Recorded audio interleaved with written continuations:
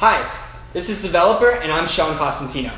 Today we're going to talk about creating a contagious, value-first culture. And this excites me because it's something that's really important and it's something that I actually feel that I'm very, very good at. Inspiring others to do your bidding. That's what culture is. That's how you create something that's impactful. You need to be able to spread your mission and make sure that it's around when you're not. Because if you can convince people to carry your mission forward, then you will be able to carry your company forward. So I'm going to talk about a few high-level areas that go into creating an effective value-first culture. Because as a leader, as the CEO, as the owner of the business, it's your job to instill these values in the people that you work with. And you have to be very careful about the people that you bring into your company. So one of the first and most important things about creating a value-first culture is that it has to be motivating and motivation-centric, I should say. What does that mean? Kind of goes back to what I said a minute ago. You have to create a culture that inspires people to go out and really make change. And you have to get them on par with what your vision is. If you're trying to build the best software development company, well then you need to have the mantra. You need to have the culture that inspires people to believe that you are the best software development company that exists, and have the product to back it up. Lead by example. And this is something that's so important that a lot of CEOs and owners don't do. They delegate and they delegate and they delegate, and that doesn't work.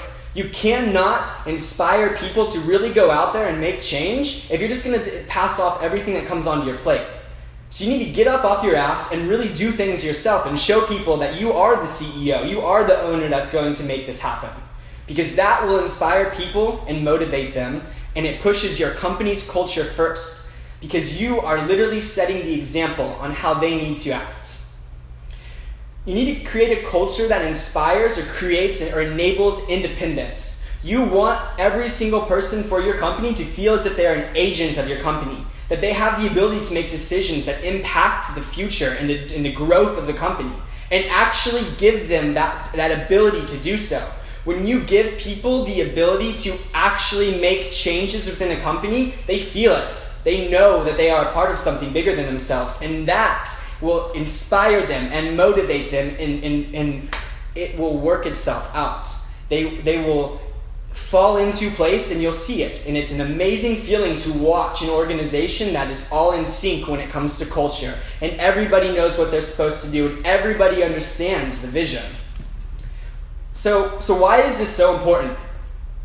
Because you will fail without a culture that inspires independence, that creates independence, and motivates people to push forward.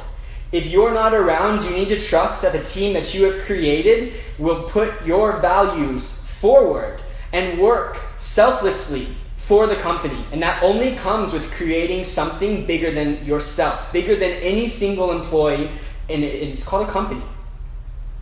So a few best practices for creating a good culture.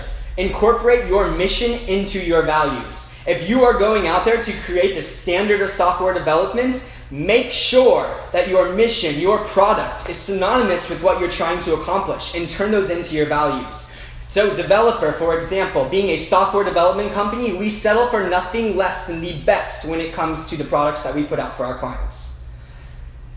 Interview with culture in mind and putting culture first.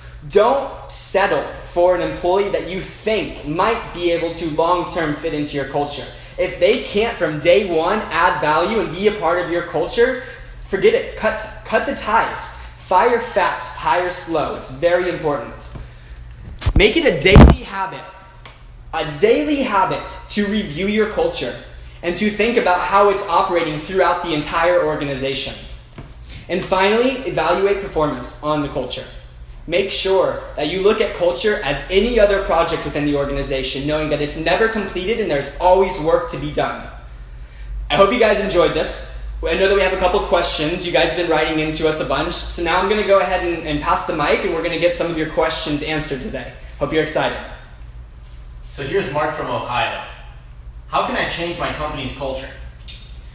That is a very tough question, and there's no easy answer. Because to tell you the truth, Mark, if you are already trying to figure out how to change your culture, that means you've realized it's a problem. And now you have to rewire brains to not approach things the way that they did it before. So that's not an easy thing to do. I'll tell you first off, if you're not ready to do it, it will never happen. You have to commit to the idea, first off, that your culture is fundamentally flawed. Second off, that you have to put in the most work to change your culture. You can't pass that off. You can't delegate culture to an employee. It's your job, Mark, okay? And it starts with you.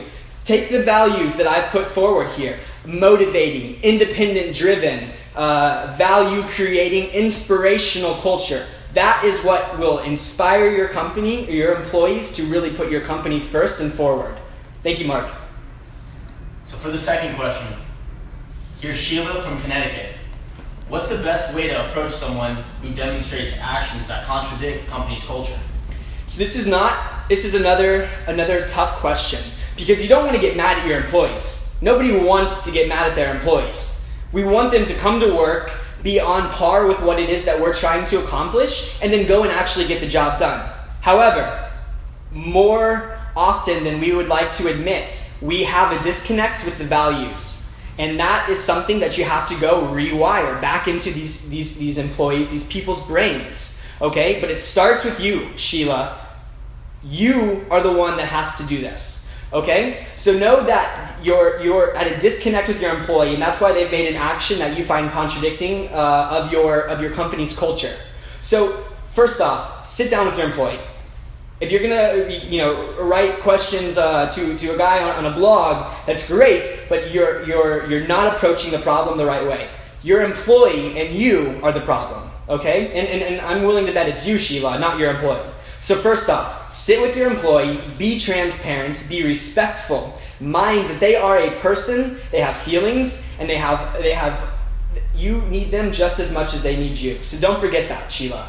But you need to sit with them, be transparent, talk about exactly what you find that they are doing that is incorrect, and mutually come to some ground that you guys can agree upon. It's not going to be easy, it's not going to happen overnight. Good luck. Thank you guys, I'll see you later.